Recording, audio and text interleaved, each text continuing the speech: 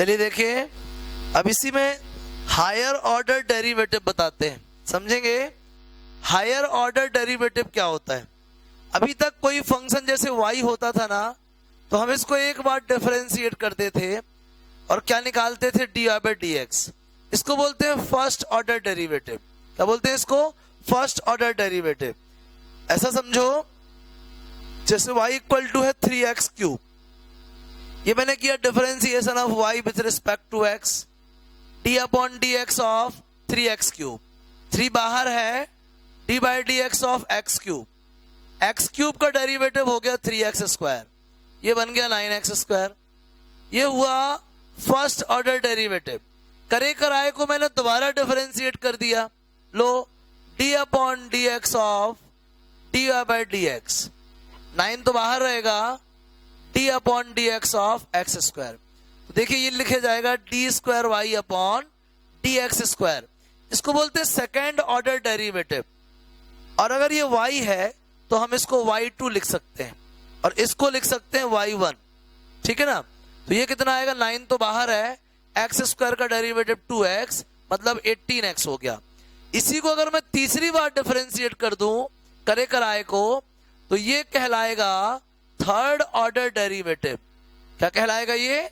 Third order derivative. इसको y3 लिख सकते हैं, 18 तो बाहर है, d/dx ऑफ x। और x का डेरिवेटिव क्या होता है बताइए? x का डेरिवेटिव x के रिस्पेक्ट में 1 होता है। 18 आ गया। मैं इसको फिर से डिफरेंशिएट कर दूं तो कहलाएगा फोर्थ ऑर्डर डेरिवेटिव। और ये कांस्टेंट है, कांस्टेंट का डिफरेंशिएशन क्या होता है? 0। तो इस तरीके से एक बार, 2 बार, 3 बार, 4 बार उसी फंक्शन को बार बार डिफरेंशिएट करना क्या कहलाता है? हायर ऑर्डर डेरिवेटिव कहलाता है। क्या कहलाता है बोलिए? हायर ऑर्डर डेरिवेटिव, ठीक है ना। फर्स्ट टाइम डिफरेंशिएट किया, फर्स्ट ऑर्डर डेरिवेटिव, उसी को दोबारा किया, सेकेंड ऑर्डर डेरिवेटिव, तीसरी बार किया, थर्ड ऑर्डर डेरिवेटिव। मैं उसको n टाइम्स भी कर सकता हूं। तो यहां पे क्या था, अब तो फंक्शन ही खत्म हो गया है, अब किसका डिफरेंशिएशन करूं, इसलिए मैं 4 पे रुक गया। मैं n टाइम्स भी कर सकता हूं, है ना। मैं आपको n टाइम्स भी दिखा रहा हूं। समझ में आया? क्या बोलते हैं इसको? Higher order derivatives. क्या बोलते हैं? Higher order derivatives. चलिए एक बढ़िया सा मॉड्यूल दिखाते हैं आपको हायर ऑर्डर का। इसमें तो क्या था कि जल्दी से कांस्टेंट आ गया था, इसलिए अपन ज्यादा आगे नहीं जा पाए। एक बढ़िया क्वेश्चन करते हैं, मजा आएगी आपको। देखिए मेरे पास क्वेश्चन है e⁻x। चलिए देखिए, मैं फर्स्ट टाइम सॉल्व करूंगा फर्स्ट ऑर्डर डेरिवेटिव। बताइए इसका डिफरेंशिएशन क्या आएगा? e⁻x। सेकेंड टाइम करूंगा सेकेंड ऑर्डर डेरिवेटिव, इसका डिफरेंशिएशन क्या आएगा? e⁻x। थर्ड टाइम करूंगा थर्ड ऑर्डर डेरिवेटिव, डिफरेंशिएशन क्या आएगा? e⁻x। अरे यार इसका तो हर बार डेरिवेटिव क्या आ रहा है? e⁻x। अगर मैं nth टाइम करूंगा nth ऑर्डर डेरिवेटिव, वो भी कितना आएगा? e⁻x। ये कहलाता है हायर ऑर्डर डेरिवेटिव। क्या कहलाता है बोलिए? Higher order derivative. चलिए आइए थोड़ा सा और डिफरेंट दिखाते हैं, समझिएगा। जैसे हमारे पास कोई क्वेश्चन है, y is equals to e⁻2x, ठीक है। dy/dx d/dx of e⁻2x। अरे यार हमको डिफरेंशिएशन किसका आता है? e⁻x का। 2x का तो नहीं आता, कोई बात नहीं, 2x को t मान लो, लेट 2x इक्वल t। अब क्या बन गया? d/dx of e⁻t। फिर नई प्रॉब्लम, अरे यार ये तो t वाला फंक्शन है, किसके टर्म्स में ऑपरेट होगा? t के टर्म्स में ऑपरेट होगा। कोई बात नहीं, आपको dt की जरूरत है, dt का मल्टीप्लाई और डिवाइड कर दीजिए। ये कर दिया मल्टी और डिवाइड। ये dx कहां चला गया? ये नीचे ही है। et का डेरिवेटिव क्या होगा? et। dt बाई क्या? dx। चलो डिफरेंशिएशन हो गया, t की वैल्यू वापस कर दो, 2x d/dx ऑफ क्या? 2x। 2 बाहर कर दो, d/dx ऑफ x। x का x के रिस्पेक्ट में डिफरेंशिएशन क्या होता है? 1। क्या आ गया? 2 e⁻2x। हमने फर्स्ट टाइम डेरिवेट किया तो क्या मिला, 2 times of e to the power 2x। चलो दोबारा करते हैं, second order derivative d upon dx of y1, तो d upon dx of y1 की वैल्यू कितनी है, 2 into e to the power 2x, 2 constant बाहर कर दो, d upon dx e to the power 2x, तो d upon dx e to the power 2x की value कितनी है बोलो, 2 e to the power 2x। कितना है बोलो, 2 e to the power 2x। y2 में कितना आ गया मालूम है आपको, 2 square e to the power 2x। First order किया तो क्या आया, 2 e to the power 2x। Second order किया तो 2 square e to the power 2x। तो nth ऑर्डर करेंगे, क्या करेंगे, nth ऑर्डर, तो क्या मिलेगा, 2 to the power n e to the power क्या 2x। फर्स्ट ऑर्डर किया तो ये मिला, सेकेंड ऑर्डर में 2 स्क्वायर मिला, थर्ड ऑर्डर में 2 क्यूब मिलता, फोर्थ ऑर्डर में 2 to the power 4, nth order में क्या 2 टू द पावर n। समझ में आ गया, ये है भाई हायर ऑर्डर डेरिवेटिव। इसकी भी जरूरत लगभग आपको नहीं पड़नी, फिर भी मैंने बता दिया, काम आएगा। समझ में आ गया, कोई प्रॉब्लम है नहीं ना, चलिए ठीक है, छाप लीजिए इसको भी। ये हुआ भैया हायर ऑर्डर डेरिवेटिव। मेनली ना आपको जो फिजिक्स में यूज होगा वो फर्स्ट ऑर्डर, सेकेंड ऑर्डर, खूब खींच के थर्ड ऑर्डर, थर्ड ऑर्डर से ऊपर नहीं जाना आपको। पूरी 11th 12th की फिजिक्स में फर्स्ट ऑर्डर तो देखो आएगा ही, सेकेंड आएगा या थर्ड, थर्ड ऑर्डर से ऊपर आपको नहीं जाना है। चलिए देखिए, अब मैं आपको कुछ थोड़ा सा आगे बताता हूं, एप्लीकेशन ऑफ डेरिवेटिव। क्या बता रहा हूं, एप्लीकेशन ऑफ डेरिवेटिव, बात को समझिएगा, एप्लीकेशन ऑफ डेरिवेटिव। चलिए देखिए क्या क्या यूज होता है।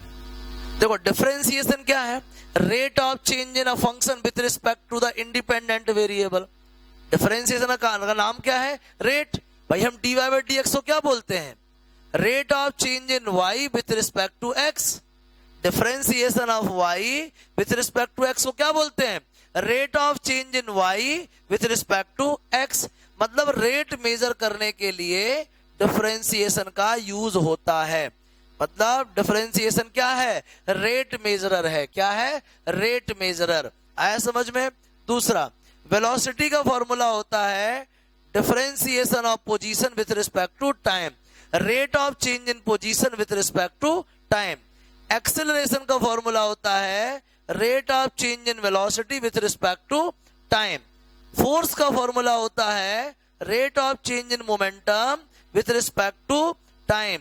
और पावर का फॉर्मूला होता है rate of doing work with respect to time. तो ये कहलाती है इंस्टेंटेनियस वेलोसिटी, ये कहलाता है इंस्टेंटेनियस एक्सेलरेशन, ये कहलाता है इंस्टेंटेनियस फोर्स, और ये कहलाती है इंस्टेंटेनियस पावर। समझ में आ रहा है कि नहीं आ रहा है। तो इस तरीके से आपने डेरिवेटिव पढ़ लिया, और ये डेरिवेटिव के एप्लीकेशन पूरे 11th 12th में आपको जो डिफरेंशिएशन का यूज करना है वो एज अ रेट मेजरर करना है। कैसा करना है, एज अ रेट मेजरर। जैसे कि वेलोसिटी क्या होता है, differentiation of position with respect to time. Acceleration क्या होता है, differentiation of velocity with respect to time. और फोर्स क्या होता है, differentiation of momentum with respect to time. और पावर क्या होती है, differentiation of work with respect to time, rate of doing work with respect to time. अब बताइए कोई समस्या है। इस तरीके से आपको डिफरेंशिएशन पूरी तरीके से बता दिया गया। समझ में आ गया। तो डिफरेंशिएशन का यूज क्या है, to find the rate of change of any function. Differentiation का क्या यूज है, to find the rate of change of any function. ठीक है ना। किसी फंक्शन में जो चेंजेस होते हैं उसका रेट पता करना हो तो क्या करेंगे, हम उसको डिफरेंशिएट करेंगे। समझ में आ गया। चलिए, आपको याद हो मैंने एरर में कहा था कि एक डेरिवेशन बाकी है। वो डेरिवेशन तब होगा जब हमको क्या पता होगा, डिफरेंशिएशन। अब लो, हमको डिफरेंशिएशन पता चल चुका है, अब हम उसको सॉल्व कर सकते हैं, है ना। मैंने कहा था ना उस दिन कि आप मुझे याद दिलाना, जब मैं डिफरेंशिएशन पढ़ाऊंगा तभी मैं आपका ये एरर का डेरिवेशन भी सॉल्व कर दूंगा। अभी एक जन ने हमको याद दिलाया फोन करके कि सर आप डिफरेंशिएशन पढ़ा रहे हो, वो एरर वाला टॉपिक करा दो। मैंने कहा बिल्कुल करा देते हैं। थैंक यू भाई जिसने हमको याद दिलाया है। देखिए आपने 10th क्लास में पढ़ा होगा कॉम्बिनेशन ऑफ रजिस्टर, पढ़ा है ना, एक सीरीज कॉम्बिनेशन और एक पैरेलल कॉम्बिनेशन, याद है ना आपको। समझ लीजिए हमारे पास 3 रजिस्टर हैं, ठीक है ना, R1 R2 और क्या R3। समझिएगा बात को, ये तीनों रजिस्टर पैरेलल तरीके से कंबाइंड है, ठीक है ना। ये बैटरी लगी है, ये बटन लगी है और ये रियोस्टेट वेरिएबल रेजिस्टेंस, समझिएगा। तो इसका जो इक्विवेलेंट रेजिस्टेंस होता है उसका रिलेशन क्या है, 1/R is equals to 1/R1 plus 1/R2 plus 1/R3। Parallel combination of resistance में क्या होता है, 10th क्लास में पढ़ा था ना अपन ने, if 3 resistors of resistances R1, R2 and R3 are combined in parallel, then if R is the equivalent resistance, then 1/R is equals to 1/R1 plus 1/R2 plus 1/R3। चलिए आइए, अगर इस तरीके का रिलेशन हमारे पास हो तो रिलेटिव एरर क्या होगी, आओ उसी पे बात करते हैं। इसको ऊपर लिख लें थोड़ा सा, 1/R is equals to 1/R1 plus 1/R2 plus 1/R3। चलिए मैं दोनों तरफ डिफरेंशिएट कर देता हूं, d upon d r 1 upon r, d upon d r of 1 upon R1 1 upon R2 1 upon R3। अब आगे समझिए, d अपॉन डी आर, ये R ऊपर जाएगा, R inverse, d upon d r, ये R1 inverse, R2 inverse, R3 inverse, ये आ गया। आगे समझो, d upon d x of x power n, d upon d r of r power n, formula क्या होगा, n r to the power n minus 1। Formula क्या होता बोलो, n x to the power